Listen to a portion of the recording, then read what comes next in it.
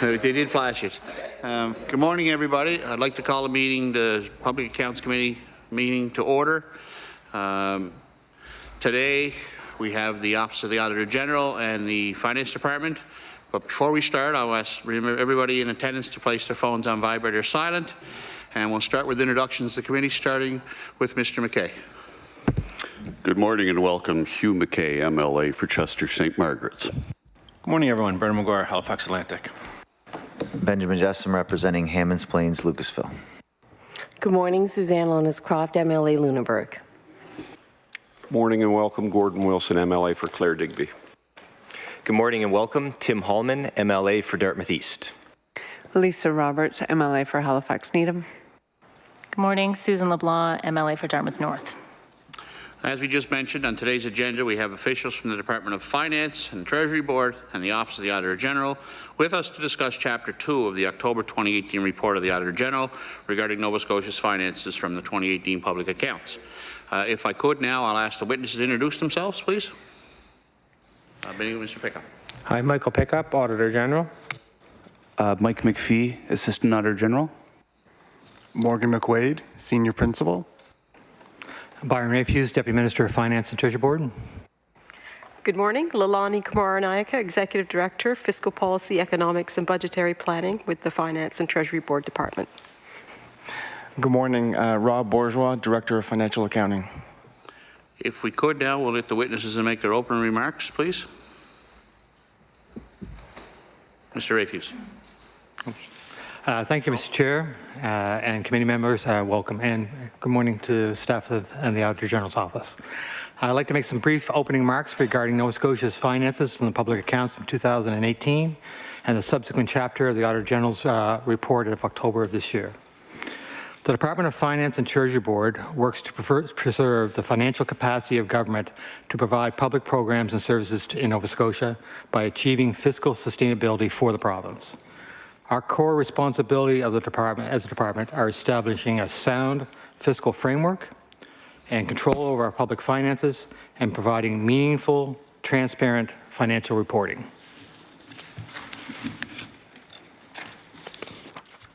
We do this by preparing the government's fiscal plan and presenting it annually in the provincial budget documents and forecast updates throughout the year. In fact, our December forecast for this year will happen later on today. The actual year-end results are provided annually through the province's public accounts, which reports the results compared to the original budget. These public documents, or these public accounts, are intended to provide information about the government's finances in a transparent and objective manner for Nova Scotians. We recognize, though, that for the most part they are accounting documents, and they're not simply for that's not simply for everybody to understand. On that point, I would like to mention that in the past, my department has provided sessions to the member of the Public Accounts Committee to better understand how to read these and use these documents. I think the last time we did this was in October 2017. I think there are new committee members, but if you would like to have that session again, we'd be more than welcome to do that for you. It will not be me. It will be somebody a little bit more knowledgeable than I am on the details of it all. But we do have the ability to walk you through that. We have done it for the media in the past as well, and then both groups have found it helpful. As I say, they are meaty documents to get your head around. Over the last 10 years, the province's cumulative annual surpluses and deficits has resulted in a net deficit of $663 million. Through tough decisions and sound fiscal management, Nova Scotia has turned to return to balanced budgets and is trending in the right direction to return to fiscal health. We closed 2017-18 with a surplus of $230 million and a net position of $120 million. This was in part due to positive prior year adjustments, which were unknown when we build our budget. The department works hard to ensure that the fiscal plan is flexible enough so that we can respond to the volatility in public finances, even when they are not in our favor, although last year they were. We have seen these results of these efforts over the last 5 years. Public accounts 2017 and 18 has also shown consolidated revenues were up $45 million from budget to $11.98 billion. This is mostly due to increased revenue from income taxes, petroleum royalties awards, and equalization. Consolidated expenses were up $356 million to $11.75 billion, primarily due to increases in estimated costs for the remediation of Boat Harbour and funding for the Nova Scotia Internet Funding Trust and the Nova Scotia Research Trust. It resulted in a net debt of $14.96 billion at year end. Net debt to GDP was 34.6%, down 1.22 percentage points from 2016-17. I would like to note that the net debt to GDP is an important performance measure and is a key indicator used by all provinces in the federal government as an indication of their financial health. This measure has been reduced by 3.6 percentage points over the last 5 years and is trending in the right direction to meet the One Nova Scotia goal of 30% by the year 2024. Our fiscal health is improving, as was noted in the most recent Standards & Poor's credit report. Nova Scotia actually has received its highest ever credit rating from that agency. However, sound fiscal management will be needed in future years to continue on this path and towards sustainability. We do appreciate the work that the Auditor General and his staff have, as well as this committee, has worked to focus on the fiscal health of the province and to highlight it for Nova Scotians. And I thank you, and I look forward to your questions. Any other opening remarks? Mr. Pickup. Thank you for the opportunity to be here today.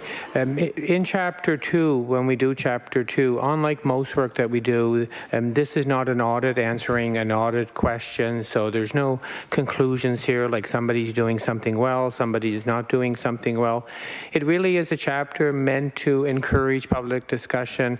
There's a lot of numbers and analysis in there. There are only selected numbers and analysis. I indicate in that chapter these numbers are only one set of numbers, and actually, you know, we have commended the Department of Finance and Treasury Board, who provide very detailed analysis, a lot more information, a lot more numbers in the public accounts. They have enhanced that over the years, and I think that is that is commendable. You know, we have an excellent relationship with the department, and all we're trying to achieve here through this chapter is to generate the type of discussion that you're having today, and to encourage and foster that public discussion around the numbers. So it really is very much about that, and I'm more than pleased to answer any questions you may have in relation to that. Thank you. Thank you. We'll now open the floor up to questions, beginning with the PC Caucus for about 20 minutes. Mr. Hallman. Thank you, Mr. Chair. Mr. Rafuse, Mr. Pickup, thank you for your comments. And Mr. Pickup, I certainly am happy to hear that you know, you want to encourage a discussion on the financial health of our province. Last night in my community of Dartmouth East, I visited a local church, and between 12 p.m. and 7 p.m. they handed out 450 bags of toys to people in need in Dartmouth Coal Harbour. And the experience really kind of rocked me, because it really speaks to the need that exists out there, that in many regards, I think a lot of Nova Scotians feel our economy is not better off than it was 10 years ago. And I think for my colleagues who are MLAs, they see that quite frequently, the need that's out there. So I'm really glad, Mr. Pickup, that you've encouraged a discussion on our financial health, because this is a conversation we need to really have. I mean, let's not forget as we delve into this conversation over the next 2 hours, when we speak of deficits and debt, this has a huge impact on the future of this province, along with just day-to-day living for Nova Scotians. In Chapter 2, Mr. Pickup and the Auditor General's team, they've characterized the province's finances as increasingly unsustainable. Worsening sustainability is the direct quote. As you're probably aware, the Parliamentary Budget Office has indicated a few days before the chapter that our finances are not sustainable. Am I correct in saying that there is a surplus for this year, and am I correct in saying that there'll be a surplus for next year? Mr. Rafuse. Thank you for the question. I may beg to differ on some of the conclusions you made there. I do believe that, well, first of all, I'll answer the question. The province tabled a balanced budget for this year and a 4-year fiscal plan, each showing a surplus. There's nothing to indicate to me that that will not change. Later on this afternoon, you'll see how the province is doing towards the forecasted position it has in the current year. Government has stated that surpluses are as an important public policy objective of theirs, and I believe that they'll be maintaining that policy objective.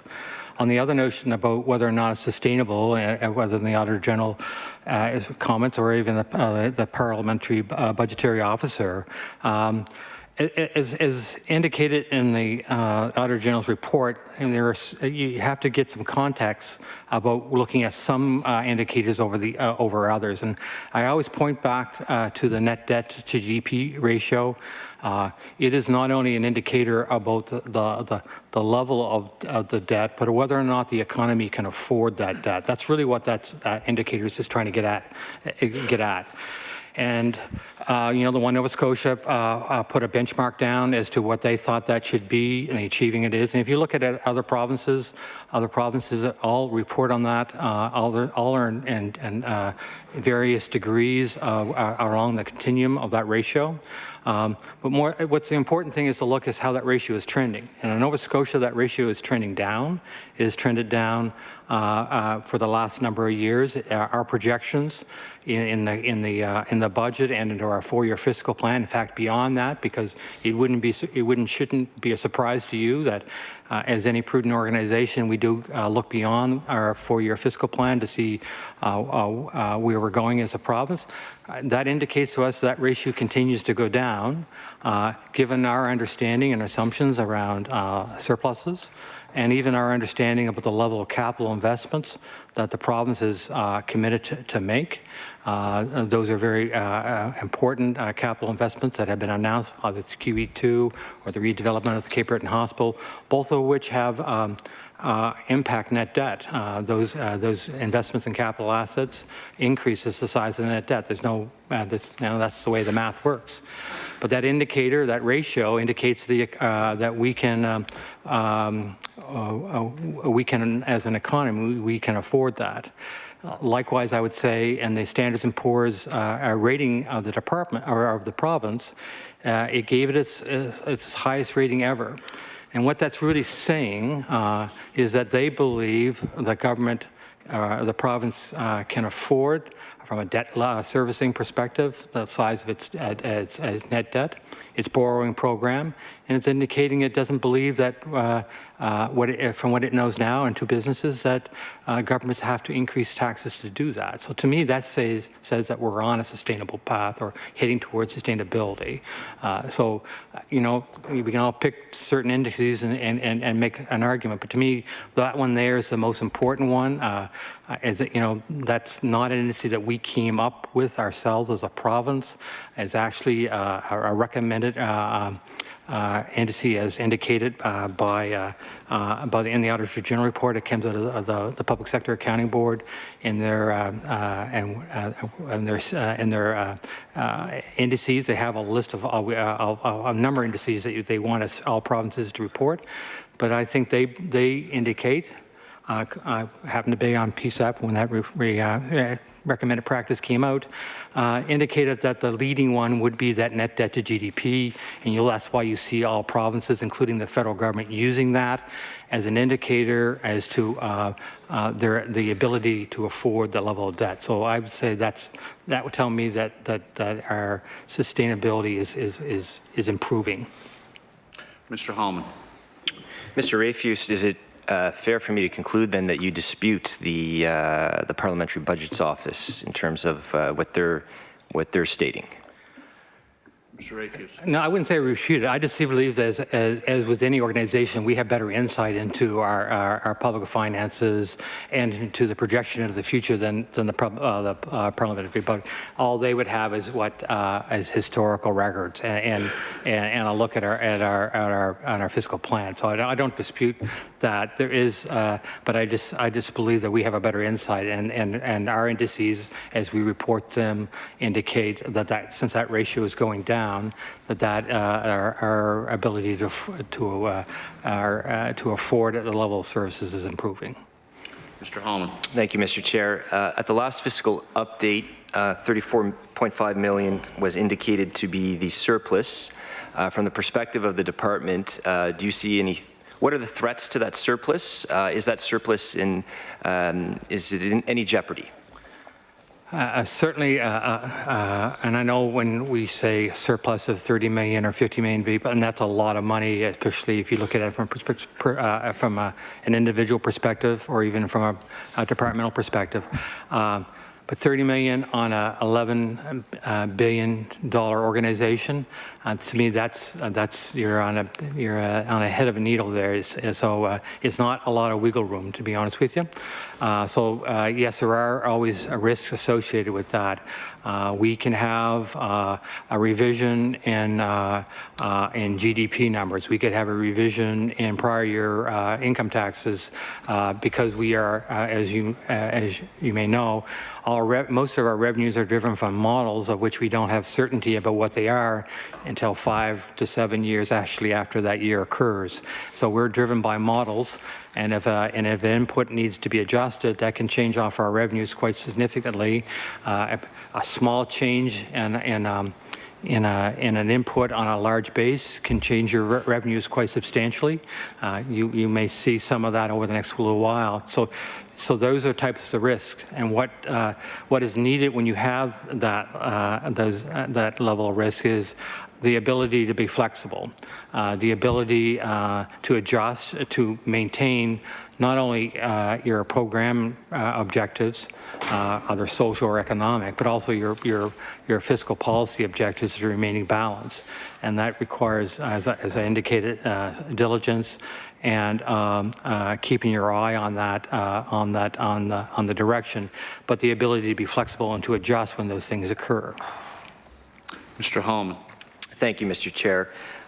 What type of indications should Nova Scotians look to when we're looking at the possibility that sustainability is worsening? What's the indications for that? And of course, conversely, what are the indications that sustainability is improving? Well, I'd say I'll go back to the net debt to GDP ratio as a good indicator. I also, if you can look at every one of the indices in isolation, and it does give you some insight. I always caution you to use contacts, even when you're using the net debt to GDP ratio, which happens to be my favorite. But is to put it in context. Certainly, if you look at some things like I think an indice that the Auditor General reported on is the cost per citizen has gone up over the last little while. And certainly it has. Services cost more. Actually, more services are being provided, so that in itself would cost more. So you also have to balance it off with the needs that have been addressed through public policy decisions. But I would say if you were looking at things as The biggest thing would be whether or not our province as an entity hasn't planned for changes that would impact sustainability. If we have not anticipated or planned changes in interest rates, we don't anticipate, if we hadn't changed or anticipated change in demography, if we haven't built that into our fiscal outlooks and provided some flexibility or contingency to deal with those things, then that would be, I think, would be an indicator of things of which you should be looking at. Mr. Hallman. How sensitive is the province to an increase with interest rates? Certainly to my colleague's point, I think most Nova Scotians, when they listen to this discussion, they often relate it to, you know, this is how much I owe on my credit card, and certainly a slight change in an interest rate can really impact the bottom line of any budget. How sensitive is the province to an increase in interest rates? The province has, as you can well imagine, a very complex and very mature borrowing program, and has a lot of policies and guidelines around our borrowing, both short and long term. In one of those indices, we actually monitor as an entity what a change in interest rate how that would impact us.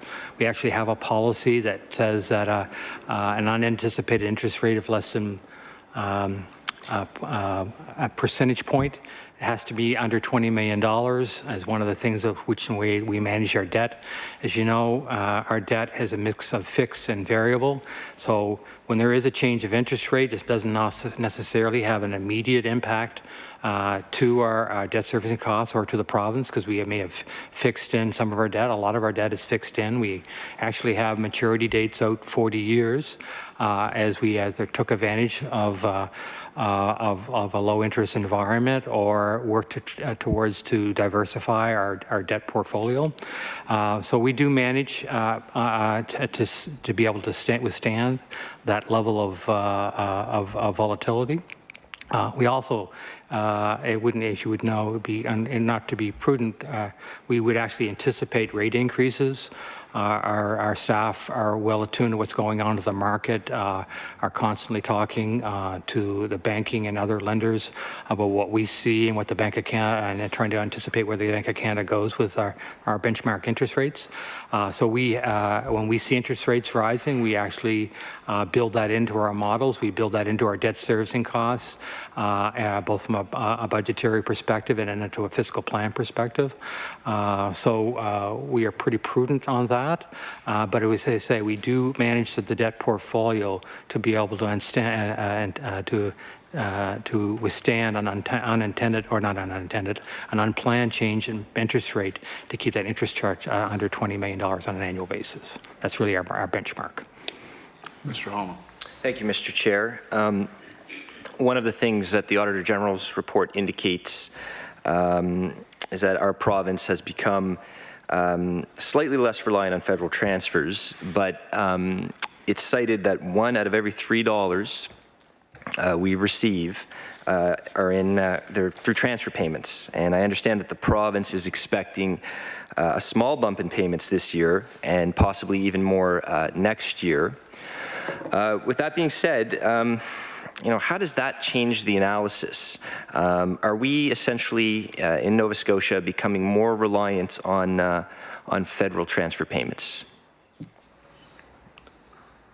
Certainly, as a province, we do have a reliance on federal transfers. It is a big part of our revenue base. Equalization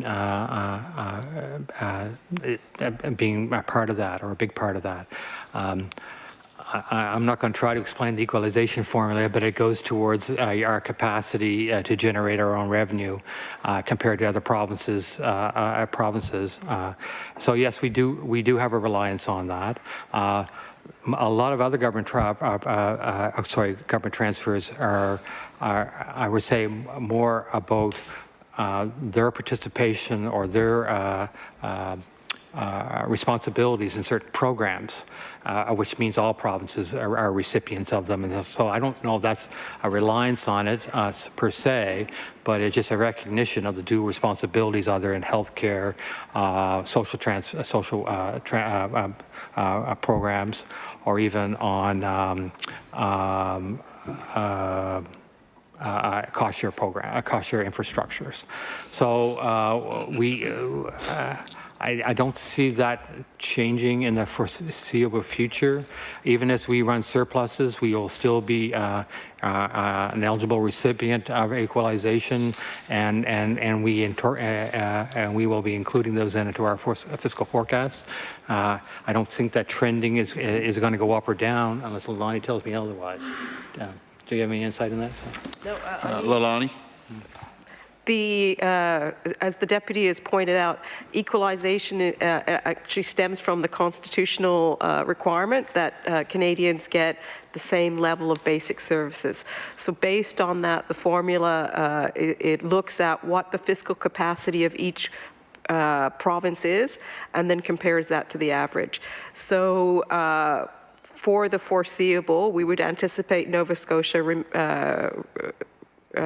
remaining with equalization payments, but the Canada Health Transfer, the Canada Social Transfer, which are also substantial transfers from the federal government, are provided to all governments, and that really recognizes the partnership that the federal and provincial governments have in terms of delivering core services.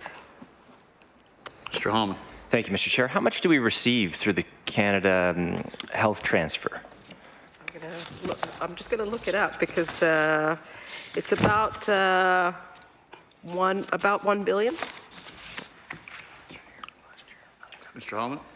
Oh, sorry, I'm just going to correct it. No. It was $965 million. Nice. Okay, thank you. Yeah. So am I correct in saying then that an increase in federal transfer payments could be interpreted as an indication that our economy is lagging behind other provinces? Is that a fair statement? Mr. Rafuse.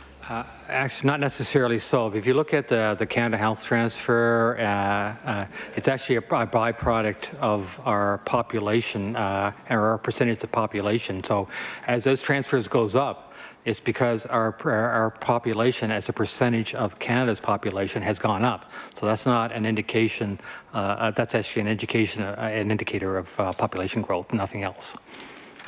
Mr. Holman with about 2 minutes. Thank you, Mr. Chair. The Conference Board of Canada has indicated that they expect Nova Scotia's economy to grow at 1% next year, 1%. And essentially, my understanding is that places us last in the country for economic growth. Would the department's forecasting for the coming year concur with the Conference Board that we're in a precarious situation in terms of economic growth in this province? Certainly the province's economic growth historically is on the lower end of the spectrum for Canada. That's always been a challenge for Nova Scotia. Recently, as part of our budget development process for the upcoming year, we have a process where we have external economists, bankers, and the Conference Board of Canada Conference Board of Canada look at our indicators and to see if there was an agreement with our outlook, and all of those bodies indicated that they thought they were a reasonable basis for fiscal planning purposes, and therefore, obviously, if they're indicating that, then they were agreeing with our projections, and we would be in line with them on that. Thank you. That ends the time for the PC Caucus. We'll now move on to the NDP Caucus with Ms. LeBlanc. Thank you very much, Mr. Chair, and thank you to you all for being here today. I want to begin. I'm feeling like I now have questions from all over the place following what I've heard so far, but I'll just begin with what I have prepared and then we'll go there. And I just wanted to start and kind of put my questions into some context for you. So I understand that the purpose of the Auditor General's report and of the committee meeting is not to assess the value of government policy, and I will do my best to to keep to that rule as a new person on this committee.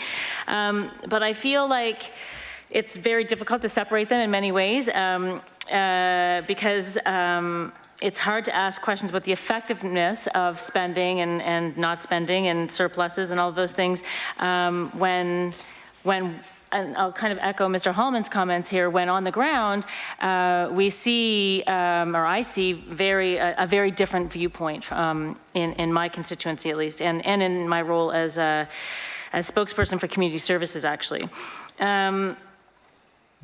I understand that we all look at budgets as a way of looking at financial health, but also as a way of establishing priorities.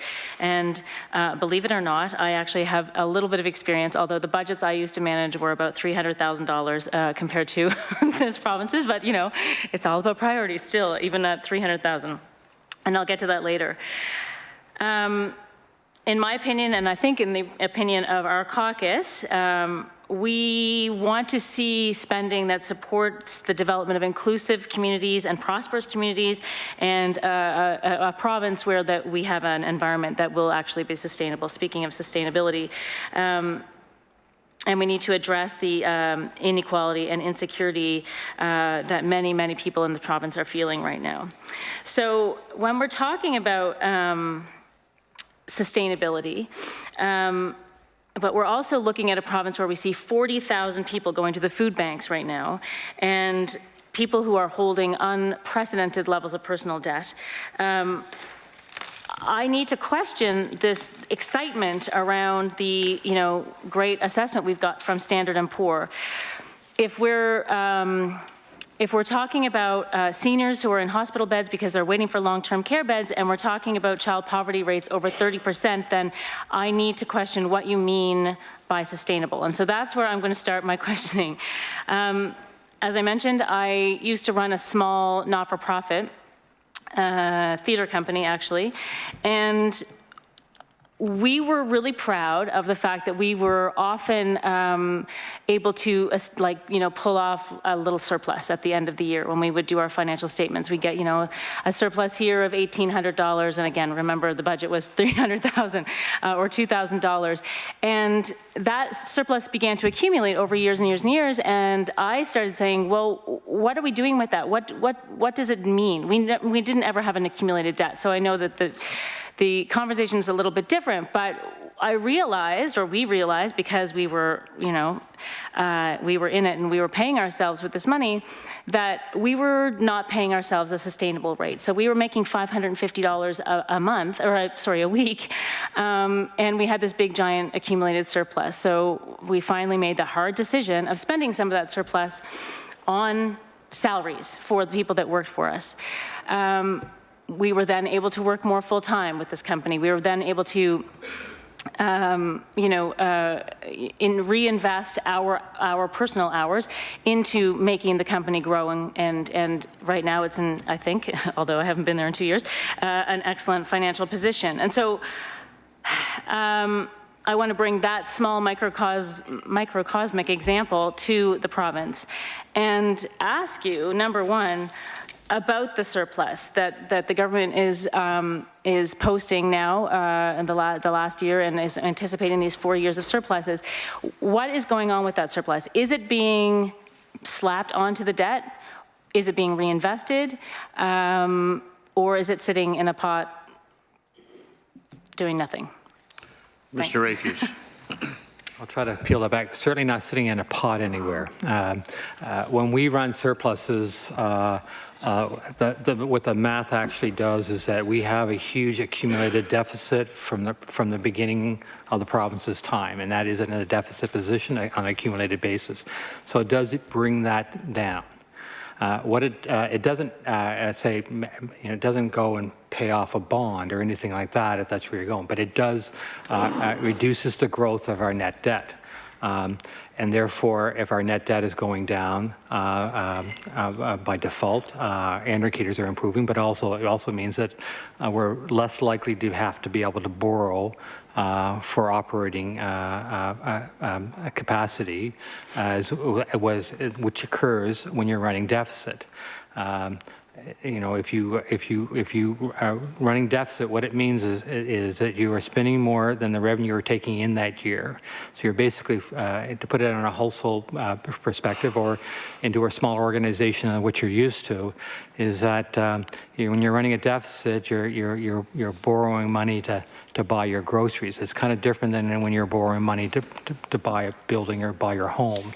And so we get into these concepts of good debt, bad debt kind of concept. But what the provinces does when they run that surplus is they're trying to grind down their accumulated deficits from the past results.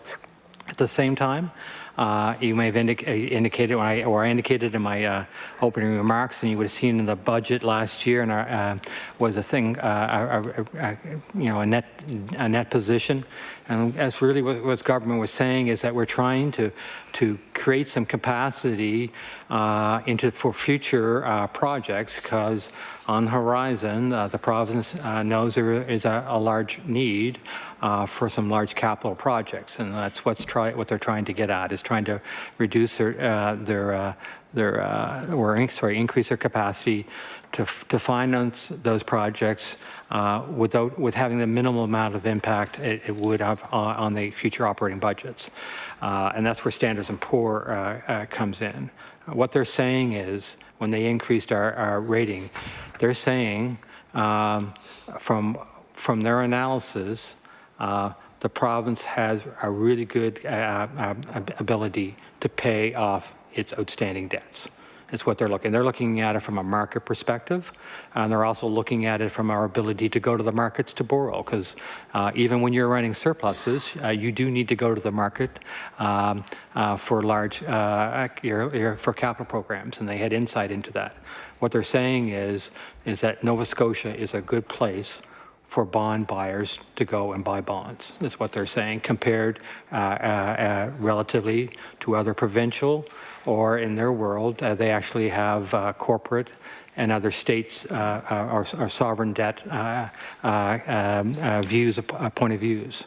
So they're saying Nova Scotia is a good place for people to invest from their bonds, because there's good or great certainty that those bonds will be repaid, is what they're saying. So that's how what we mean by sustainability.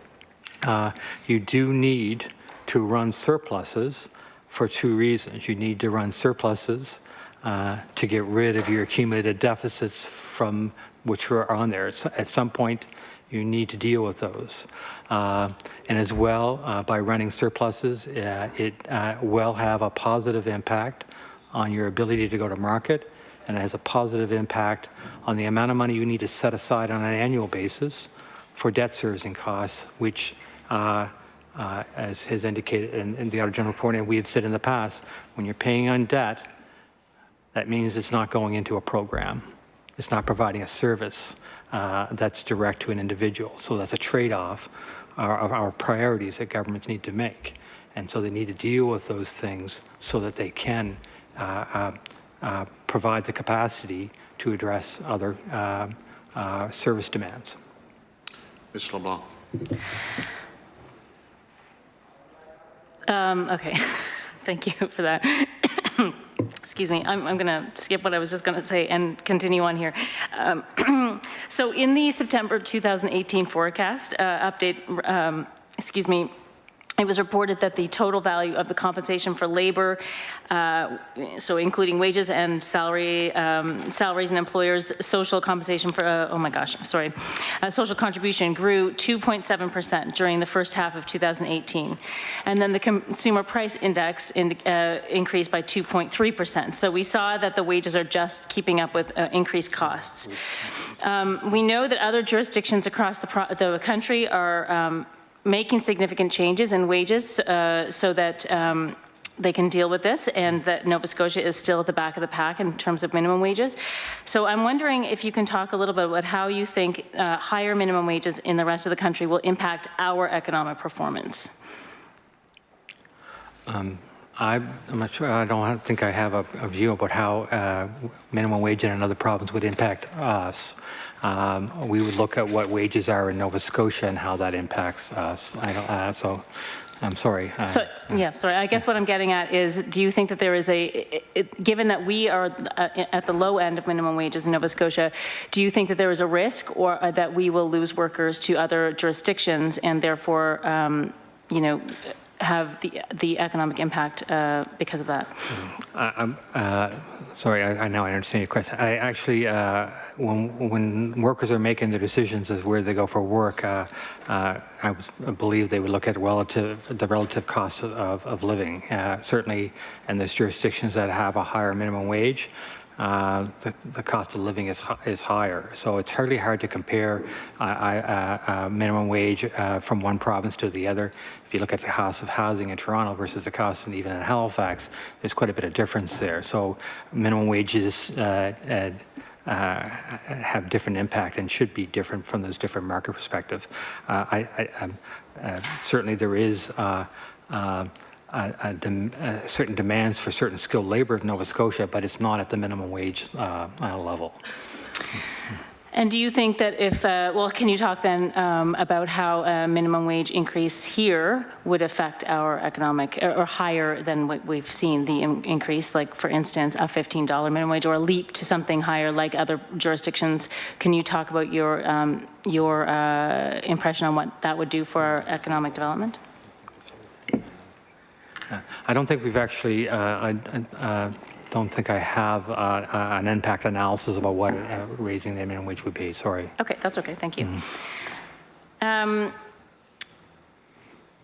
Also in the 2018, or the September 2018 forecast, there was identified elevated levels of debt among Canadian households, lower personal income tax revenues, and lower HST revenues.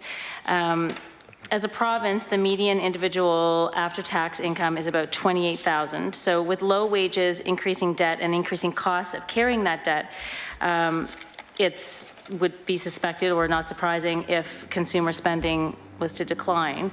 So I'm wondering, how is the department working to address the risks posed by low wages and high private debt levels and the impact of those factors on the provincial budget?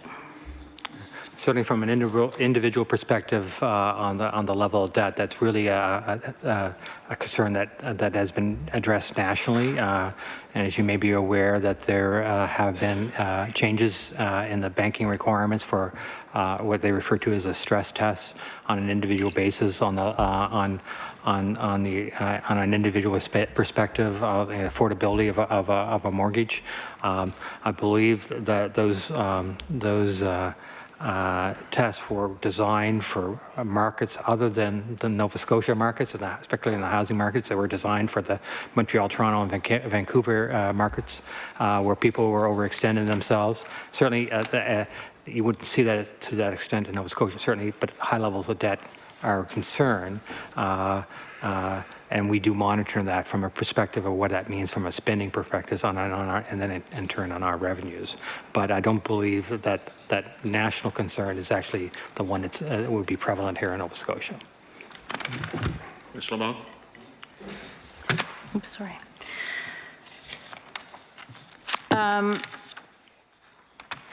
More than 50% of persons in Nova Scotia have an income of 30% per year or less, and 2.4% have incomes of $100,000 or higher. The Gini coefficient, if I'm saying that correctly, measures the relative degree of inequality in the distribution of income. In 2016, Nova Scotia's Gini coefficient was tied for third highest in Canada. Am I saying that correctly? Gini? Yeah, okay. What impact does this level of income inequality have on the financial sustainability and economic growth in the province? Since I'm not an economist, I'm going to pass that off to Lilani.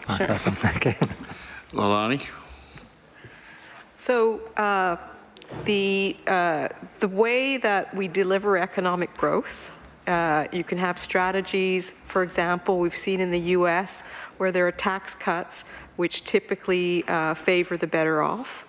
We've seen in a number of Southeast Asian countries economic strategies which were much more inclusive. And so as economic growth progressed, the impacts of that growth came relatively quickly to those worse off or at the lower end. And as you can see, government's current policy is to focus on what they've called inclusive economic growth. So part of the work that some of the other departments are doing is really looking at saying, how do we promote growth and involvement of these kinds of communities, particularly First Nations, etc., in terms of building economic strategies. So that's really the way that you can build in growth that doesn't rely on trickling down. It's actually saying folks can prosper as we have economic growth, and the current government strategy of inclusive growth is aimed to do that. So just to clarify, you're saying that our current government strategy is aimed to do that? Not that it's a possibility, but that is what is happening currently? So there are 4 pillars the government is focusing on, and one of which is inclusive economic growth. Yeah. Okay, thanks. Keeping on that topic, tax revenues have increased by 1.8 million, so 46% over the past 10 years. So what proportion of tax revenues are coming from the 2.4 of Nova Scotians with the $100,000 salaries or above, and what proportion of tax revenue is coming from the 50% earning the 30,000 or less? Lilani? So I can get you the exact figures with respect to each threshold. What I will say is in the Chapter 2 of the Auditor General's report, there were some numbers related to the growth of taxes paid, 45%. But again, context is important. The background to that is that we actually have taxable income growing around 35%, and we have, as many other jurisdictions do, a progressive tax system.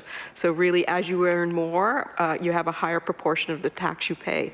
So a large reason why we saw that increase in terms of that, the 45%, was really because taxable incomes were going up as well. Okay, thanks. Ms. Roberts. And just to follow up on that question, so does the Department of Finance have goals in terms of generating revenue, or is really the goal of inclusive development, like you were just discussing, exclusively the domain of the Department of Community Services, Department of Economic Development, or are there goals and policy instruments that are pursued by the Department of Finance? Mr. Rafuse. Certainly, when we look at our revenues, we look at it, first of all, I'm going to say at our steady state, based on the current tax policies and revenue policies. This is what our projections of what our revenues would be. Certainly when there are government priorities, all departments would be looking to find initiatives to support those policies. And if inclusive economic development is one of this government, we would be looking to find options to enhance that objective. We also look at objectives actually to reach their fiscal policy too, and that is where a balanced budget is a fiscal policy. So we would also find measures to help enhance and achieve that. So it's kind of a dual role from that perspective. There are levers you can pull in the tax system. Ours would mostly be in the tax system. Other inclusive economic and development activities could be on through other means, but ours would particularly be through the tax system, which we would provide options for consideration. Ms. Roberts. But just to loop back to the minimum wage discussion, on page 29 of this chapter that we're examining of the Auditor General, we can see that our HST and other taxes revenues is approaching the same amount as the amount that's collected through income tax. So clearly, if there is more income available to spend particularly amongst Nova Scotians who tend to spend most of any additional, income on actual consumer goods, then that has the potential to create more revenue for the province, and that also contributes to sort of the long-term sustainability of our finances, does it not? Certainly that would be a trade-off if you, I think if you're saying there's a capacity to tax higher earners more, is what you're saying? No, I'm saying that given that HST and other taxes that are generated through consumer spending is a significant portion of the province's revenue, if we, create conditions where... Please. No, continue that later. We ran out of time. We'll move to the Liberal Caucus and Mr. Wilson. Thank you, Mr. Chair, and thank you, Mr. Rafuse and your team, Mr. Pickup and your team for being here today. I understand we're going to be seeing more of you. We have to apologize up front about that. It wasn't planned. It was more of the way things laid out. But in saying that, sometimes it's not easy when you get 40 minutes of questioning. It gets to us as for our 20 minutes. Our questions, a lot of them have been taken up. Certainly appreciate a lot of your comments around debt to GDP. I think that is an extremely important thing for people to understand, but I just do want to reflect on what I hear. Everybody gets to talk about what they hear in their riding. Rural Nova Scotia, our riding is concerned about how we act as a province the same way as how we act as a family. And we don't spend more money than we make. I hear that everywhere. Everywhere I go, that is one of the primary comments that they say. Spend what you earn. Don't go in debt more. And we all are concerned about the size of our debt. It's interesting, again, to see that I would assume by the numbers that over 10 years, 44% increase. When 4% of that was in the last 5 years, that would mean that 40% of that was in 10 years ago to 5 years ago, which concerns me. That would certainly question sustainability, I think. But in saying sustainability, I would like to get back to the original question that was asked by my colleague. And I'd like to ask the Auditor General, what does sustainability, what is your definition of sustainability? Mr. Pickup. So the concept of sustainability that we're using here and the indicators that we're looking at are meant to show the ability to maintain existing services by the level of debt you have and the interest that is being paid on that, for example. So we indicate in here that, as the numbers show, the interest on the long-term debt over the 10-year period is 7.4 billion. So then that would generate the starting point for a discussion to say what has happened over that 10 years. And as we indicate, as you indicated at the beginning of that, there is a significant difference between the last 5 years and the 5 years before that. And I think that is why we split the 10 years down. I think as the Deputy Minister explained, then that leads to the question in terms of what does that mean for the future, in terms of what are the plans for the net debt going forward. We see the trend over 10 years. We see the trend in the last 5 years. We see the interest, the amounts that have been paid in interest over that period. Then it gets into the question that you have raised and that the Deputy Minister has addressed in terms of the ability to pay that debt. The reason why we look at sustainability here as one set of indicators to inform that discussion is to say, in terms of the sustainability aspect, the numbers are what they are, right? We can't change the historical numbers that over a 10-year period, there was $7 billion paid in interest. And we do indicate that over, if you sort of chunk the last 5 years and the 5 years before that and look at the averages of the interest on the long-term debt, we do show, two sets of averages and I'll bring you to the, I can bring you to the page to say on page 26 of the report in 2.19 and 2.20, we look on average interest on the debt over the period of the last 5 years and the 5 years before that. So again, you know, they are only numbers, but they are numbers, right? And we can't change the fact that that is the amount of debt that's been paid. And I think the point of some of that, as the Deputy Minister indicated, that, you know, with the $740 million in interest a year, you know, that means that's $740 million that you can't spend on other things, recognizing that that's an interest cost that bought you something. Right? I mean, it's not, it's, so then the question, you know, as the deputy posed is, then what did you get for that? Just similar to what you do in a household to say, what did you get? Anyway, it's a long answer. I can probably cut it off at that. Thank you. Mr. Wilson. Thank you. And again, I think it's important for Nova Scotians, and I think that is important, that the role that the Public Accounts Committee brings is an opportunity for clarity.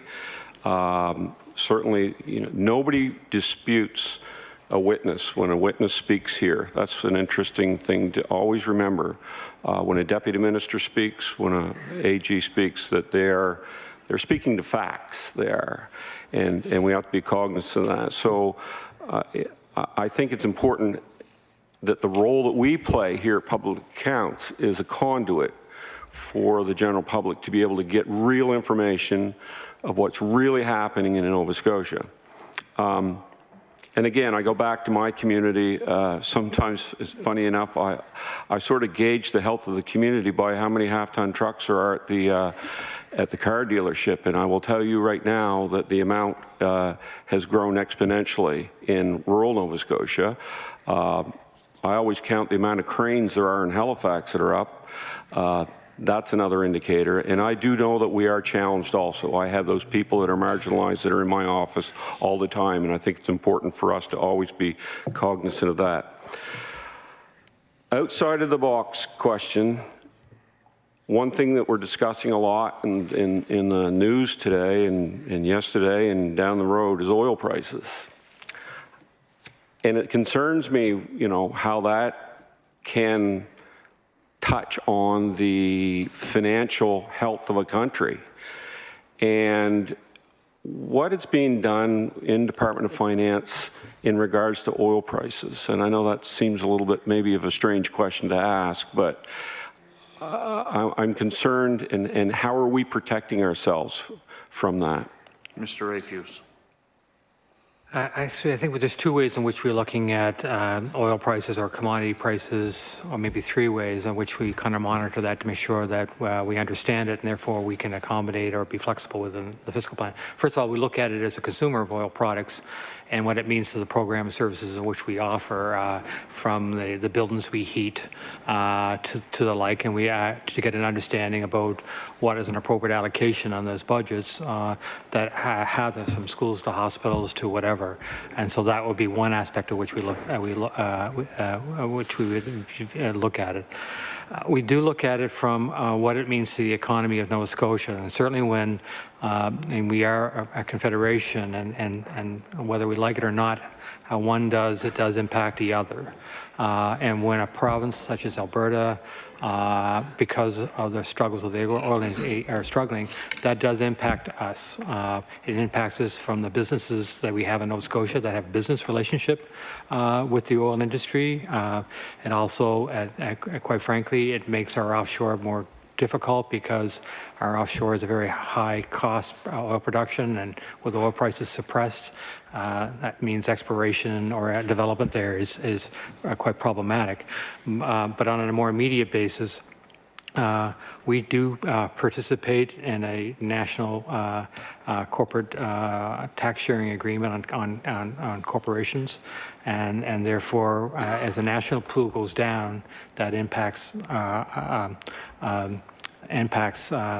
our tax revenue. So we do try to keep abreast of it.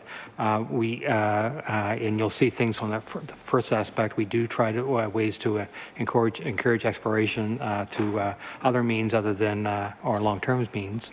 And I say the final way we look at it is commodity prices has an impact that flows in through the bond market, actually, and as commodity prices fluctuate, it impacts not only our borrowing costs or our borrowing ability, but also impacts the our investment portfolio, either from ourselves or from the pension plans in which we have obligations that may have investments in there, and if they're suppressed, that has an impact on us. So what we try to do is kind of keep an eye on all that.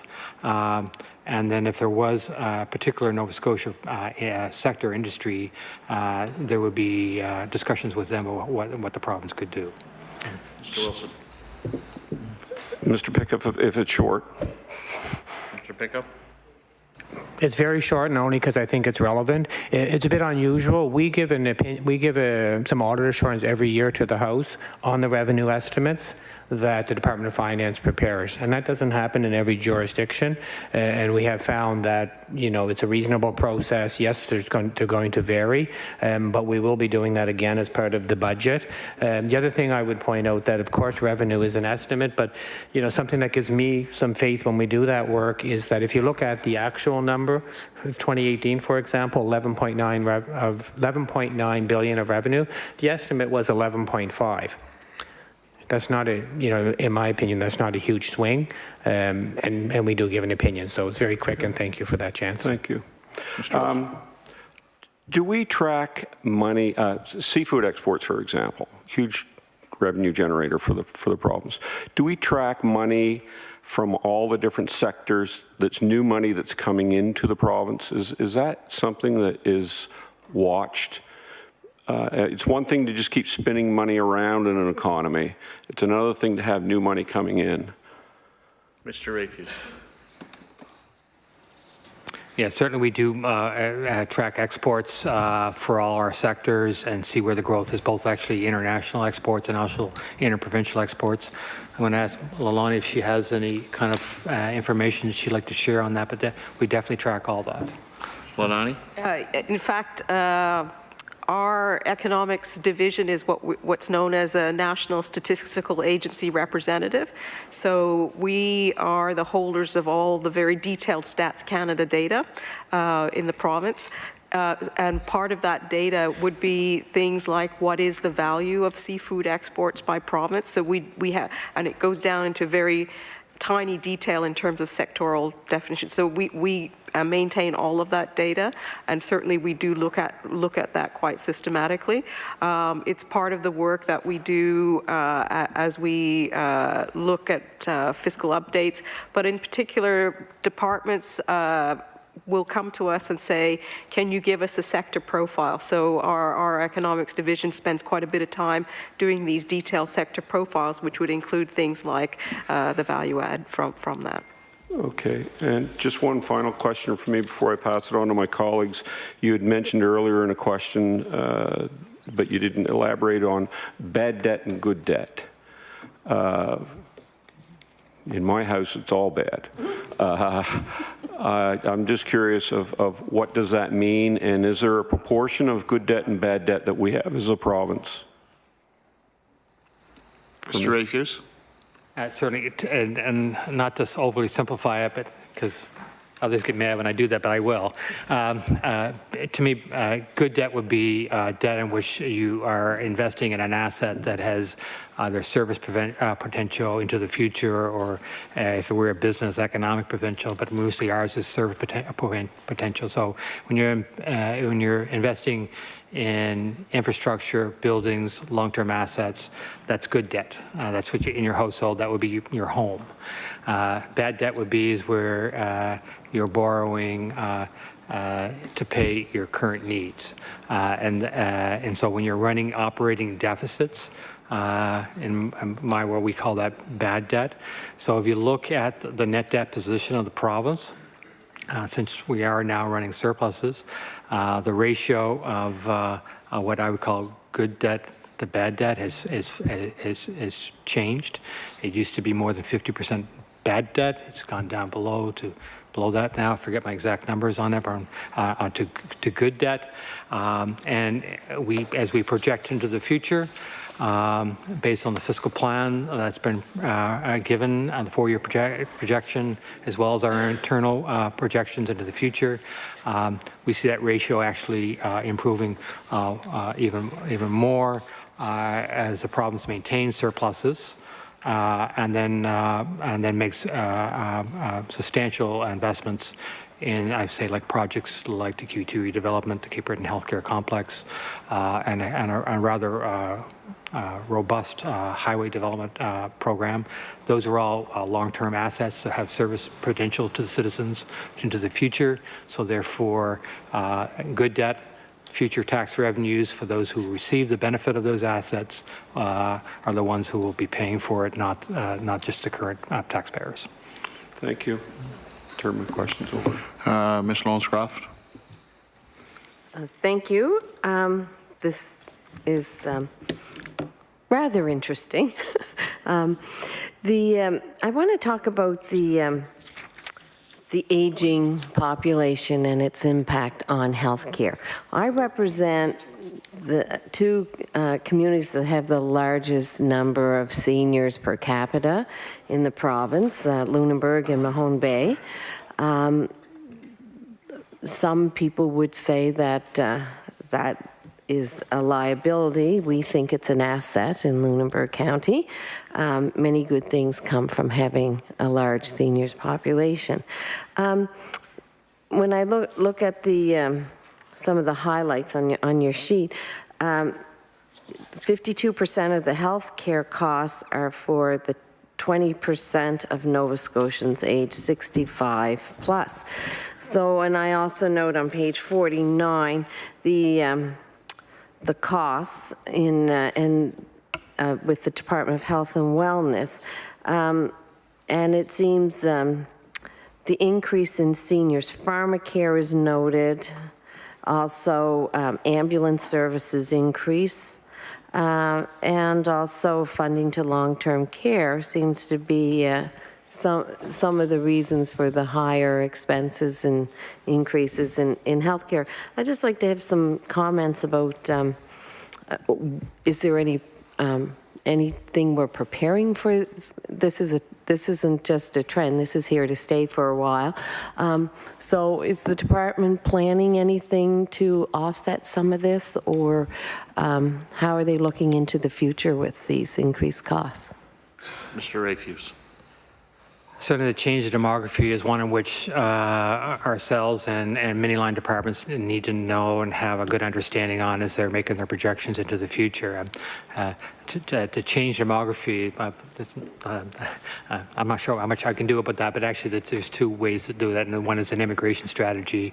It actually, to increase the population of the province, that strategy actually, most part is a younger cohort, so it actually improves that balance.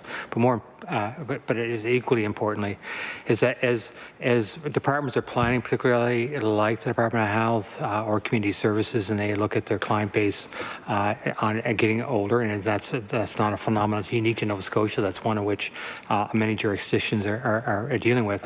It does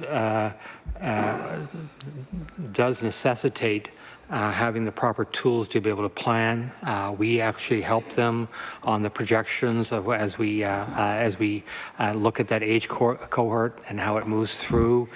We can see when the baby boomers are going to plateau, and actually you could see a swing down into those numbers. But certainly what it means is it does mean it's at times different approaches, and certainly the investment in home care is one in which was not only because of demography and the seniors, but actually it's a way in which services can be provided or better provided in many instances in an environment where the individual wants it. So the idea is of keeping seniors in their home, one of which has driven a lot of public policies around health care. Seniors pharmacare, that is really just understanding the trajectory on that. It's no great secret. More seniors every year. There are more participants in that plan. There is a unique inflation factor around drugs that drives that cost more so than most. And really, what they do that gives us insight as to what those programs are going to look like, and then we, as a Department of Finance, would find the path for the provinces to be able to afford those and to continue on those services and maintain other public policy and other fiscal policy objectives. Mm-hmm. So, is there encouragement to have? We know that it's. Their health care needs are more complex, so just going to a doctor, involves many more things to be checked, and it's more complex, probably more visits, regular visits to ongoing needs for patients. Is there any looking forward into more preventative medicine? Is that encouraged with the Department of Health and Wellness, or you don't get into those kinds of policies? I have the luxury sometimes of pretending to be many things, but a healthcare expert is not one of them. So I'd be tread into dangerous territories if it's there, but that's actually a good question to ask my colleagues at the Department of Health. I do believe they actually have some insight into that would be helpful to the committee. Sorry.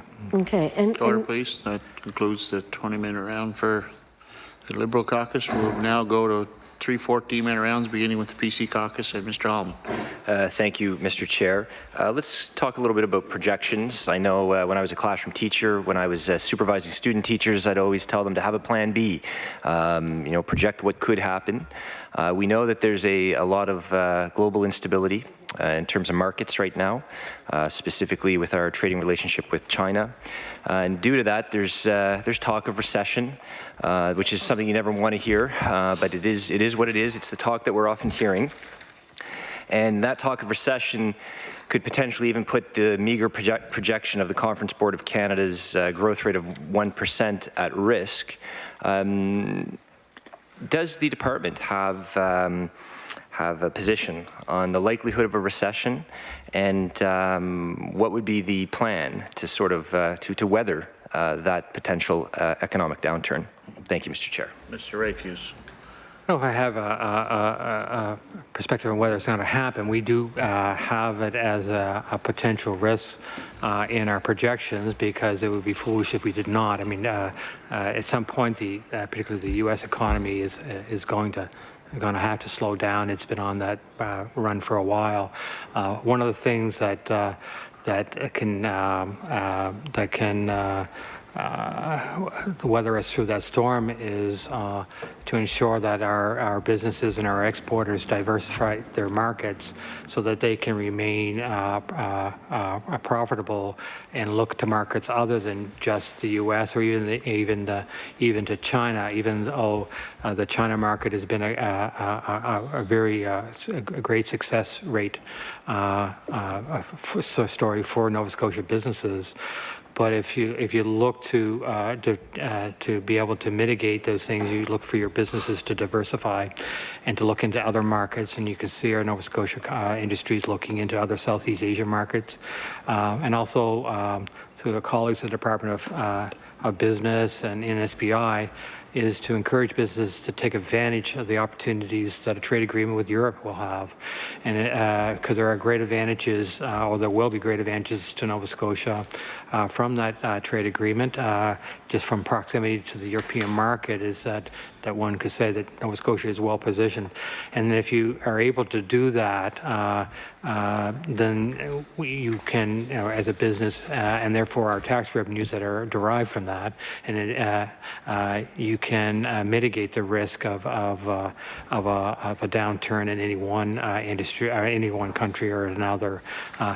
You just look at other examples. The provinces have recently invested in the Halifax International Airport and an ability to increase their cargo capacity, and that's really a way for businesses to diversify their markets, to allow them to have direct access, or for other companies to have direct access to us through an international airport, and looking to have direct routes into China and more direct routes into Europe. Those are the things that we can do or help encourage our businesses so that we can withstand that. The other thing was what, and you know, I don't think it'd be a great secret. We as a department would always be great proponents to having contingencies in our fiscal plan to be able to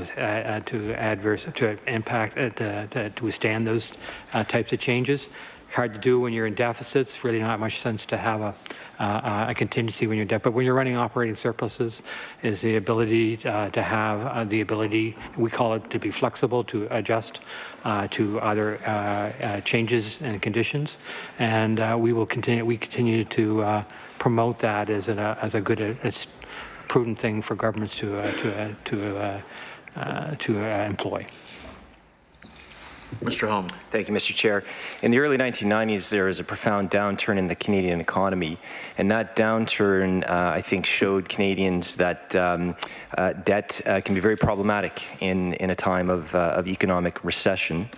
That being said, given the state of our debt in Nova Scotia, if there was a downturn in the Nova Scotia economy or the Canadian economy as a whole, how problematic would it be to service that debt? How problematic would it be for us to have an economic recovery when Nova Scotia is servicing a debt like we have? Thank you, Mr. Chair. I'm not sure how to answer that, because it's kind of projecting into the future, which may or may not happen. But I can tell you that one of the things that is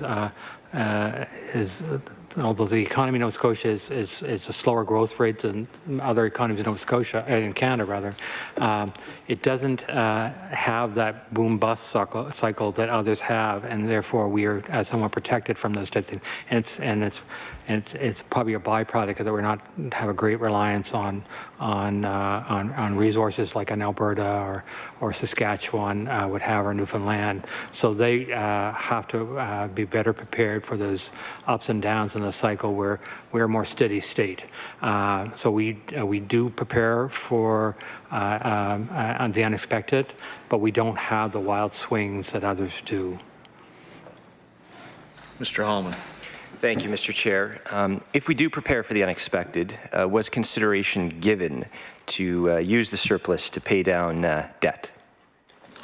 Mr. Rafuse. By math, the surplus reduces net debt. I follow the government's policy. The government today's policy is to run surpluses, and I haven't seen any deviation from that. So if need be, they will make the adjustments accordingly to maintain that policy, and therefore we'll have surpluses that will reduce the debt. Mr. Holman. Thank you.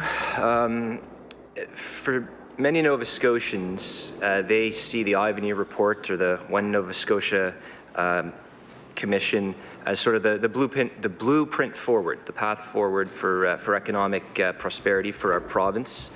I'm just wondering if you could give me an update. Are we on a path or on pace to reach the goal of 30% debt to our GDP? Would you be able to provide us an update with that? Certainly, when we provided our budget in the spring, or the province provided budgets in the spring, we had the 4-year plan. It indicated then, I think the minister indicated in our budget address, that we continue to trend towards that goal of 30% by the year 2024. Certainly, whenever the government makes a decision, either from a operating perspective, from a capital investment perspective, is that goal is kept in mind, and so therefore we have run projections that would indicate to us that we are continuing to trend towards that goal, and as long as the surpluses are maintained, that's an achievable goal. Mr. Holman. Thank you for the update.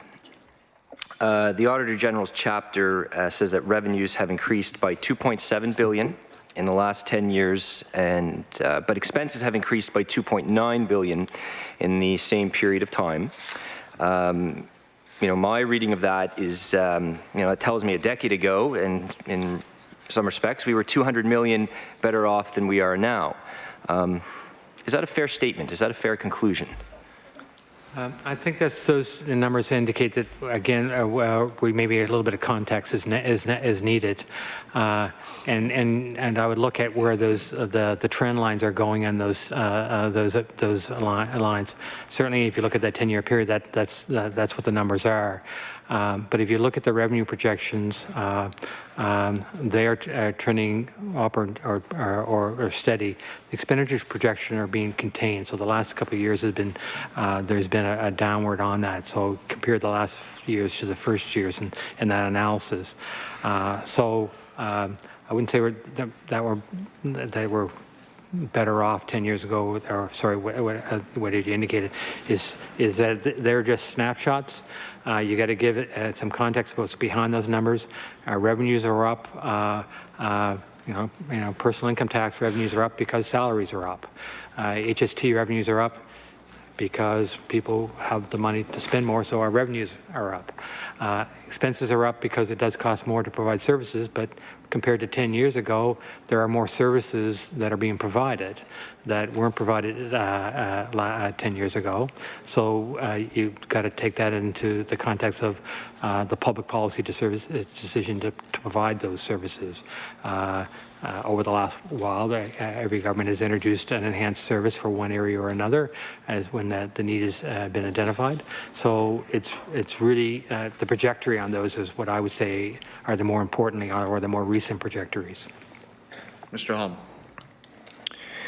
When I was in university, I accumulated a lot of student debt, like a lot of people of my generation in the early 90s. We saw a lot of cuts in federal transfer payments, which resulted in higher tuition. But I was able to justify, I suppose, that debt by saying, well, I've got an undergrad degree and then now a Bachelor of Education that hopefully will give me a foot in the door to a good paying career, a good paying job. I think whenever you accumulate debt, you're trying to justify it. I mean, what am I getting in return for this investment? The debt in our province over the past 10 years has increased by $4.1 billion. $4.1 billion. I do my utmost as a parent to try to ensure years from now that my children will inherit a solid financial footing on my end. $4.1 billion over 10 years. What does our province have to show for that debt? Certainly, it is a big number, yes.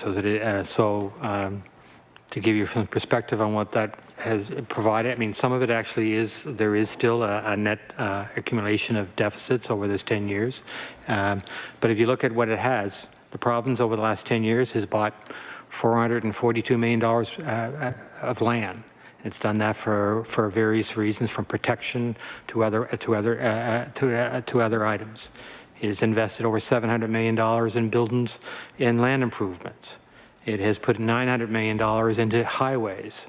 And $35 million into vehicles and ferries. So there is a long litany of things the province has done with that money. In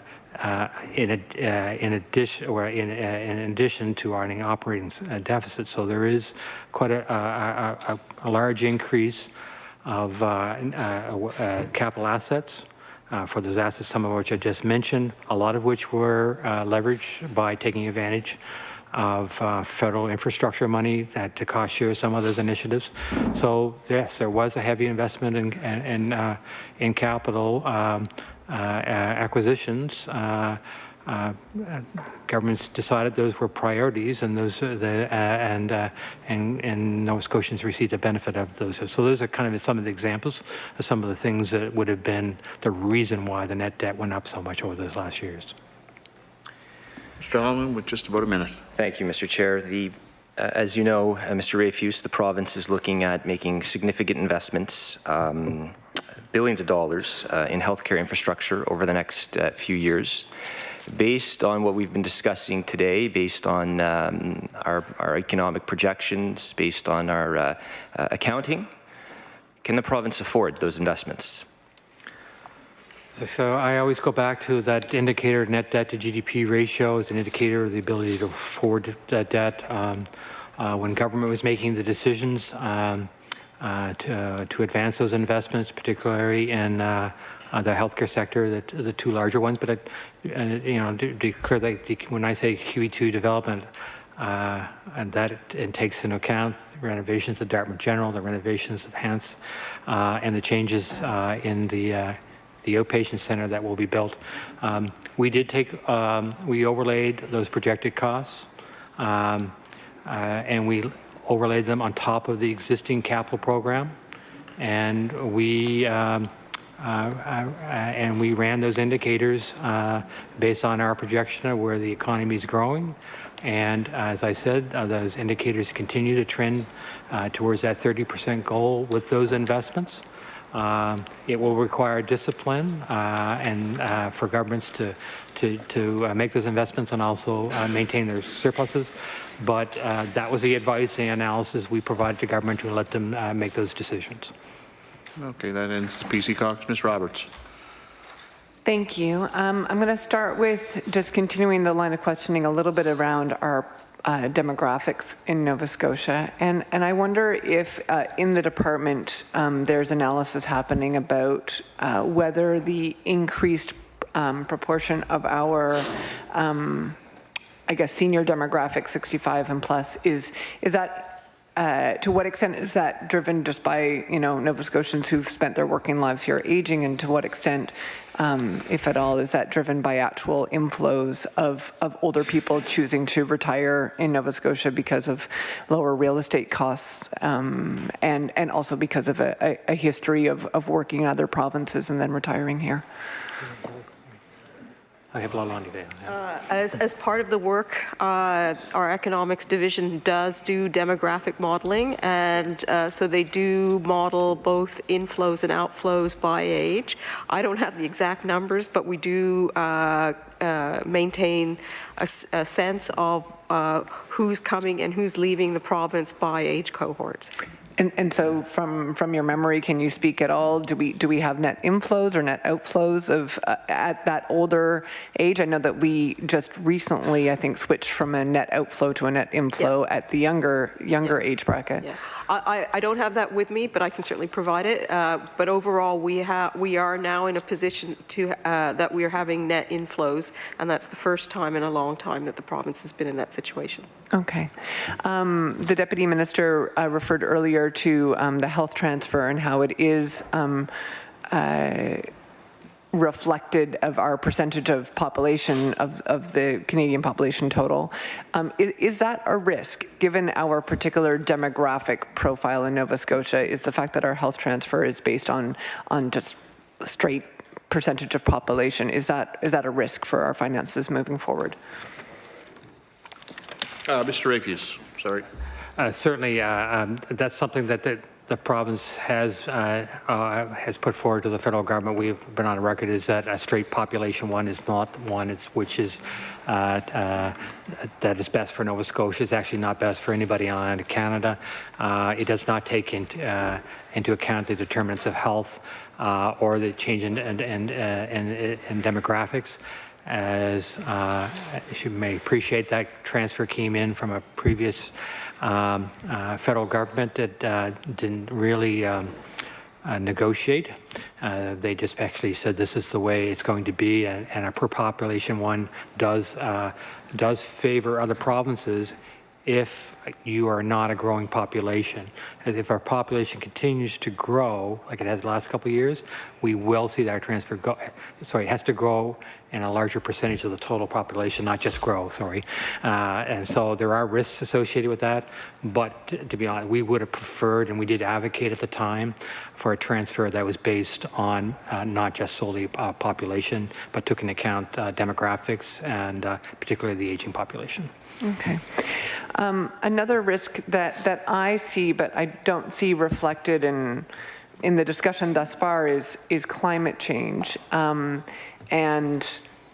You know, I'm struck in the discussion about good debt that many of the investments in tangible capital assets don't actually seem to be investments in a transitioning towards a low carbon economy. And I think both of, you know, the investment in the airport so that we can, you know, be expanding our export markets for seafood and other products, and also the robust investment, to quote the deputy, in highway infrastructure, and even, I guess, my colleague's comment about the expansion of half-ton trucks in Digby, which, yes, may be an investment or an indication of economic development or economic prosperity in that moment for those individuals. But again, we're not transitioning. I don't see evidence of the department at this point mitigating the risk and helping us as a province to transition to a different economy, which many people talk about as being a circular economy. So I wonder if you can speak to that at all. Sorry, thank you, and thank you for the question. Actually, when I was talking about our own capital infrastructure, and certainly the notion of reducing our carbon emissions and our own assets is one of which I think we are starting to turn the corner on that. And as we develop new buildings that are actually being built to certain standards now, not LEED standards are one that come to mind for certain schools and other infrastructure. There are programs that the province has, which both from an individual and from a corporate perspective can help alleviate your emissions, and to help do that, there are programs that through Efficiency Nova Scotia. There's actually ones with the Department of Business right now, or Department of Energy, sorry. Where support is given for those to be able to help invest in reducing your emissions.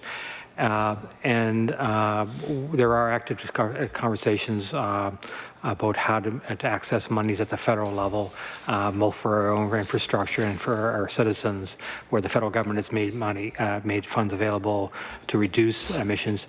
And this is all to help achieve the targets which we've agreed to from a national carbon reduction perspective. So there are some things, but I would say it will probably be more accelerated as we go forward. I asked that question, you know, at a time that Halifax is considering whether it can, in its municipal budget, actually come up with the money to invest in its active transportation infrastructure. And I'm wondering if there are also conversations happening between the province and municipalities around financing those sorts of transition friendly infrastructure projects. I'm not privy to all that. I do know that having formerly sat on the board of the Municipal Finance Corporation, which all municipalities, there actually are funds available for, they call their green funds, which allows municipalities to access a program there for those types of infrastructure. I think that municipalities, as we go forward, will be part of all those discussions, but I'm not really privy to all that. Sorry. In the Auditor General's report, on page 30 around departments requiring additional appropriations, I'm struck that energy was one of the departments that required additional appropriations, and there was $12.2 million for energy efficiency programs, which was approximately equal to the $11.7 million for offshore growth strategy initiatives. So again, it seems like we're not exactly transitioning. We're just, you know, kind of matching investments in what will be a new economy with continued investments in really an old carbon-intensive economy. Speaking of which, in terms of that practice of having additional appropriations following the budget process. What steps is the department taking to work with the budgeting process so that we don't see this level of appropriations approved by Executive Council without opportunity for debate or examination in the budget estimates process?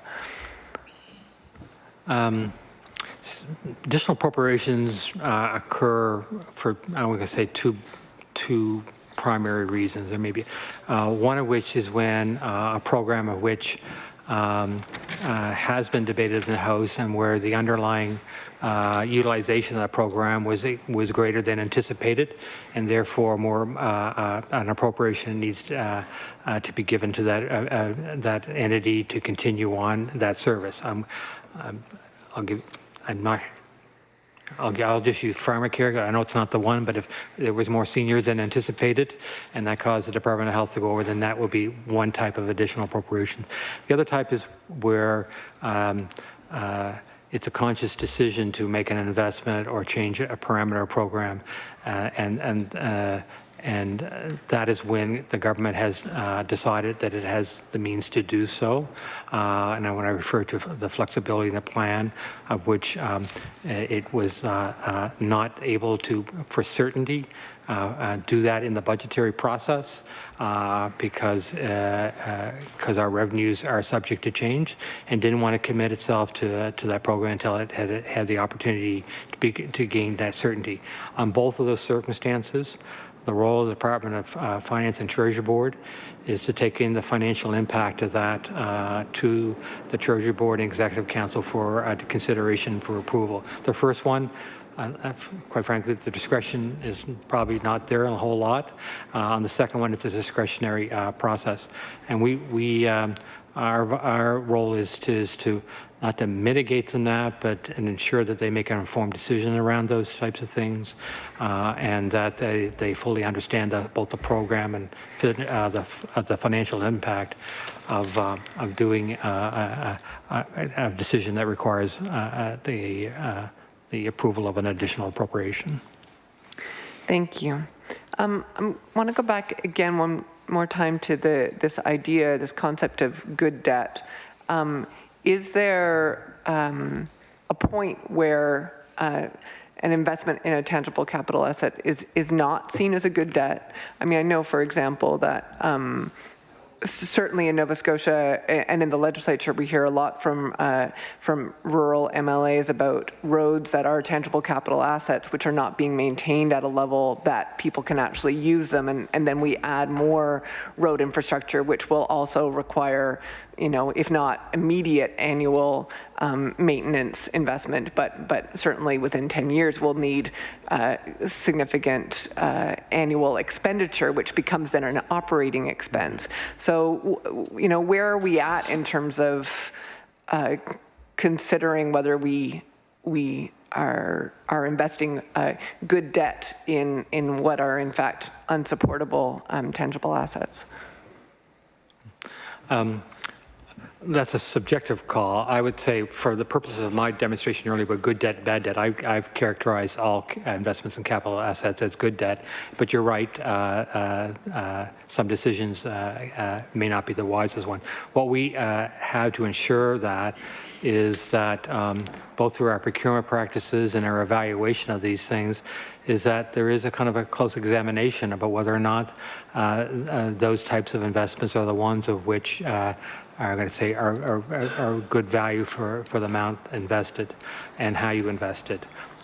Certainly, we rely on I'm going to call it subject matter experts to give us advice on about whether or not a road versus built to this standard versus another standard. It means it can be sustained and maintained longer without increased operating, and that would be part of the consideration with it. But where that tripping point is, I wouldn't want to say, but I characterize it all. But you're right, you can you can make a throwaway road or a road that's going to build for a long time, and I trust our professionals that they're giving us the right advice about the type of assets which we're recommending that government invests in.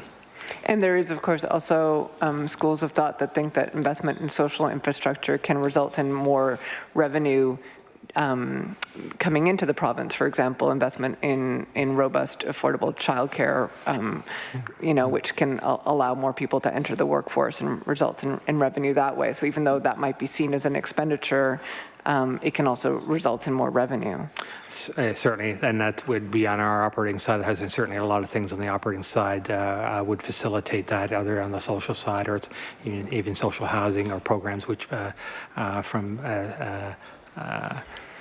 from pre-primary to daycare, all those types of things. There is a view and a good view that those actually do create a more prosperous Nova Scotia. Yes.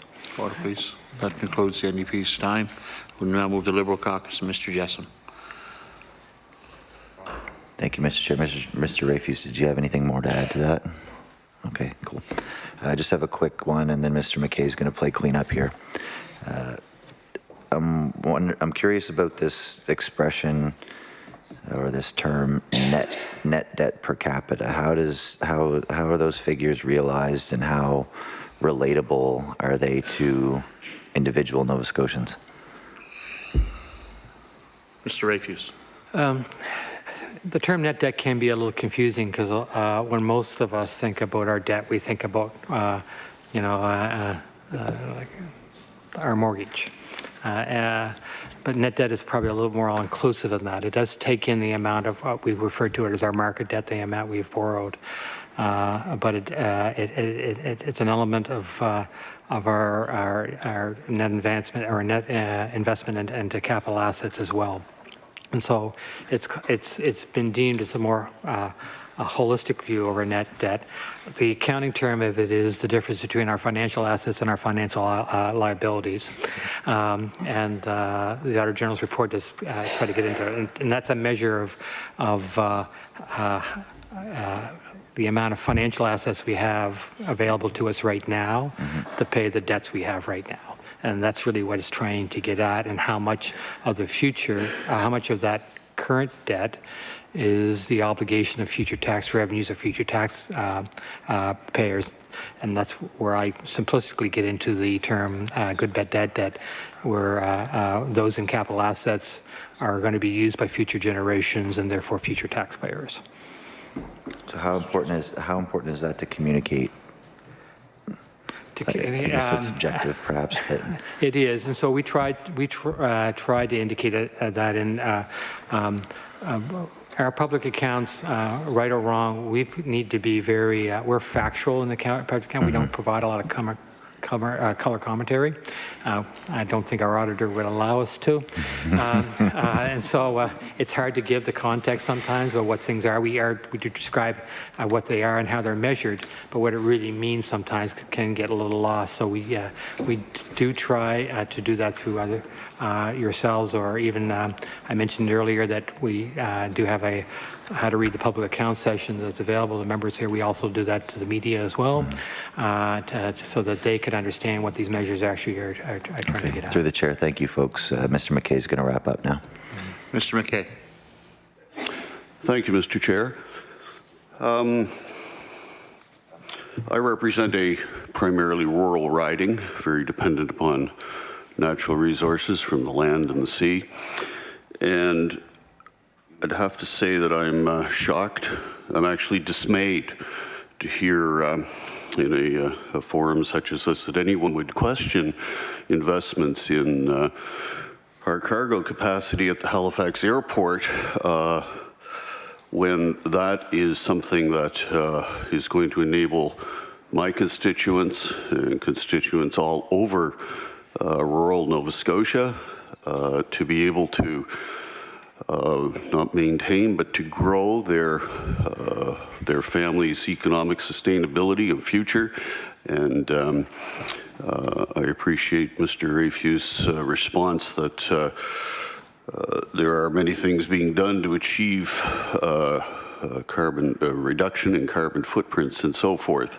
But to question limiting our investments in infrastructure, which will hamper our ability to get our natural resources to market, since we simply do not have the population base here to in Nova Scotia to grow that significantly. We must get to market, and we need the infrastructure, and investments in capital for infrastructure that are going to provide for speedy transportation and safer transportation on our highways and cargo capacity at our airports is investment and not cost. And I sometimes think we forget that. Anyway, that's enough of my, the chair will probably ask me to get on to a question here fairly soon, so thank you for indulging me. I am curious about the impact of revenues derived from offshore petroleum export or exploration on the investments that Nova Scotia can make in infrastructure, and I'm thinking particularly in what is a national leading investment that we are making in rural high-speed internet, and if you could comment to that. Well, let me comment. Let me comment on the rural internet, and I'm going to ask Lilani to talk about offshore royalties. But certainly the need for an enhanced infrastructure for rural internet has been widely spoken about for a while. So the government's decision to invest, I would say, a substantial amount of money into the Internet Trust last year did end up being $190 million. Will go a long way to do that. It does need partners to step up, partners either on the municipal or on the service provider side of the house to lever these dollars. But I think that will go well on its way based on my understanding of the study that was done. I'm sorry, I forget the name of that did that, but it will be very helpful from that perspective. And the idea there is that will allow economies to grow in those areas and business to meet to stay in those areas and still have a connection to the world, which would allow exports to occur or allow their markets to grow. It's all, I say, it's kind of cliche that it's all connected, but it actually is connected by their ability to stay will grow the local economies and actually let them to connect to the outside world. On the offshore royalties, which has been kind of on a downswing the last little while, but I'll ask Lilani to speak about those numbers. In our and as the deputy says, we are seeing the wind down of the existing offshore projects. In our September forecast update, we actually lowered our projections and are suggesting our petroleum royalties would only be about 3 million, 2.9 million, and another 18 million in terms of offshore accord payment. So we're looking at only about 20 million, and that's down from the hundreds of millions that were seen about 10, 12 years ago. So the fact that our fiscal health, or we've managed to have a number of two balanced budgets and projecting out 4, is not reliant on this type of revenue. And it's really been looking at all of our revenue sources, and as the deputies talked about, is looking at allowing a little bit of the flexibility. But right now, we're not dependent really on any of the offshore royalties for our fiscal health. Well, I applaud you for your diversification, I guess, of our revenue stream to ensure that we've mitigated that risk. However, did the offshore royalties and maybe the legacy of the offshore exploration activity have a direct impact on the rural high-speed network? Mr. Rafuse. Indirectly, through a settlement of an arbitration dispute with our offshore partners, that actually brought a revenue stream into the province last year, which allowed the government to make the decision to populate the Internet Trust. Without that, they wouldn't have been the funds to do it. They're not directly related, other than the government decision to redirect those funds to that initiative. Just a quick question. I think many of us sometimes confuse investment versus cost, and just for another thing that I know my constituents and myself and other colleagues sometimes get mixed up on a little bit is the difference between fiscal management and financial management. Could you give us the Coles Note version of the difference of those? Mr. Rafuse. To me, fiscal management is much more than just the current year. It is looking at it holistically about how we are as an entity going to sustain the programs and services we are. It is a plan that takes you into the future. We're obligated under the Finance Act to produce a 4-year fiscal plan as part of the budget debate, budget documents. Quite frankly, even if it wasn't there, governments would be prudent to have that. And as I've indicated to you, to the committee earlier, when we're looking at large investments decisions that have been made, we have looked beyond the 4 years and what it means to that. So that to me is fiscal planning. Financials is I guess you could interchange it, but to me it's more limited in focus. Okay, thank you. I'd like to go back to our debt and how we service that. You've indicated that the lending institutions are looking more favorably at Nova Scotia, and that we've enhanced our ability to tap into those markets. Standard & Poor's, what would you indicate to be their reasons for upgrading Nova Scotia's credit rating? I would say what they cited in the report, other than just changing the rating, was their feeling that the government has used sound fiscal management practices, that it has demonstrated the ability to maintain a balanced area into surpluses where other governments are struggling to do so. We provide them information, not only do we do like public accounts and otherwise, but they do their own analysis, and they overlay, they convert us back to a cash organization is what they do in their analysis, and they look at our ability to service our debt and our bonds, and from all of those perspectives, they believed that the investment community should be informed that they believe we're a better, our rating as a place to invest or a place to buy bonds, that we are deserving of that increased rating. Okay, thank you very much. So you would say that they view Nova Scotia as a good place to invest or a better opportunity for investment now than perhaps they did 5 years ago, 10 years ago? Yes, certainly. This is, as I say, the highest rating the province has ever had. We're having similar conversations with other rating agencies about this, and it's actually, you can see it in the what we refer to as the spread, and we do go to market. The way in which our bonds are priced are based on the baseline, which is Ontario. And whether you're plus or minus our Ontario is an indicator about what the and how you are relative to other provinces. Mm-hmm. Usually the market has already priced this in, so we if we can go to market and be flat to Ontario, which I've never seen us being able to do that until recently, is an indication that both the raters, bond raters, and the market is saying that this is a good place to invest in. Order, please. That concludes questioning for today. I'd like to thank the Office of the Auditor General and the Finance Department for appearing today. If you have any closing comments before we go on to other committee business, you can bring them on now. Thanks. Mr. Pickup. excuse me, three very quick points. One, I want to thank the Public Accounts Committee for this opportunity.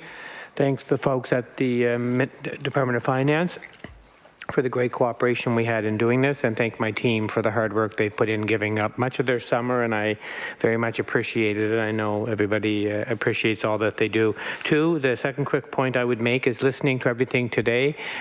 We really want to do these reports as good as we can to help you do your job. So listening to a few things, I think we will, I will task my colleagues here on my team to work with the Department of Finance perhaps over the next 6 months or 8 months to say, is there a way we can capture in this report two things I heard today?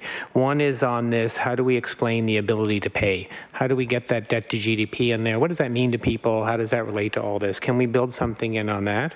And then this concept of what was received for the debt that you had. So how do you take that level of debt and say, okay, these are the types of things that you receive for that? Again, sticking to my belief that I'll be observational and factual, not having any opinions. So I think we'll strive to work at that over the next year for next year's report to address those areas. The last thing I wanted to say quickly was, and I don't think we should take this for granted, I'm going to end on a very positive note, in this my 6th time as witness before the committee this year, that Nova Scotia's had clean audit opinions for 18 years. That's to the credit of the preparers of those financial statements, and we should never lose sight that, it's not every province in Canada that prepares a set of financial statements that get a clean audit opinion. A number of them don't. And there are those governments who are unable to prepare even consolidated financial statements to even be subject to an audit, including one of our biggest neighbors to the south. So I think, all of that discussion today wouldn't be taking place if we didn't have good numbers to start with, and I think it's easy to lose fact of that. So I give a credit to everybody over the last 18 years, and I hope very much to see that continue. So, thank you. Mr. Rafuse. Just quickly, I just said thank the committee for the questions, and I said I did say that we would be willing to come in and give you the session on reading the public accounts, but as well, and this may sound a little crazy because I'm going to be back a few more times, but if you do have any questions about arising out of the public accounts and you wish to ask those in the absence of committee appearance, feel free to do so. The department will be more than willing to try to get you to understand what those numbers all mean in their public accounts. Okay. Thank you very much. We do have some quick business to take care of. In front of you, you have correspondence from the Department of Education and Early Childhood Development and the response the committee read Chapter 1 of the October 2018 report. Are there any questions or any discussions on that letter? Okay, moving on. We have one last little bit. Is the committee has adopted a practice of endorsing the Auditor General's recommendations. The Auditor General has released his December report last week. Can we have a motion to endorse the recommendations of the Auditor General? Mr. Wilson. Thank you, Mr. Chair. I move that the Public Accounts Committee formally accept and endorse recommendations contained in the October 2008, December 2018 report of the Auditor General that have been accepted by the audited departments or agencies, and ask that those departments and agencies commit to take responsibility for full and timely implementation of the recommendations accepted by those departments and agencies. All those in favour of the recommendation? A motion? Contrary-minded? Motion's carried. Okay, that concludes our business for today. Our next meeting is on January the 9th here in the chamber. There will be an in-camera briefing from 8:30 to 9. 9 to 11 meeting with the Department of Agriculture, Lands and Forestry, Communities, Culture and Heritage, and Finance and Treasury Board about the grant programs in Chapter 1 of the May 2018 report. If there are no further business, I move to adjourn the meeting.